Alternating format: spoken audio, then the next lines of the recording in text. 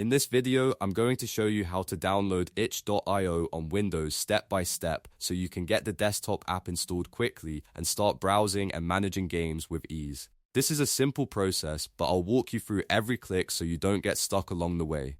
And if this tutorial helps you out, make sure to hit the like button and subscribe for more easy software guides just like this one. Alright, let's jump right in.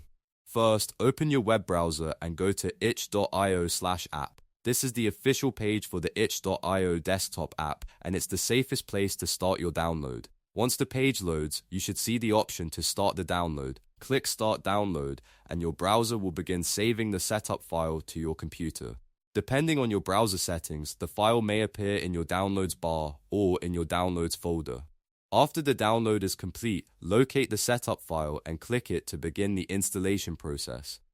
If Windows asks you for permission to allow the app to make changes to your device, click Yes so the installer can continue. Now the setup window will open. At this stage, you'll be asked to choose where you want to install the program. Click Browse if you want to pick a different folder, or leave the default location if that works for you. Select the install folder you want to use, then confirm your choice.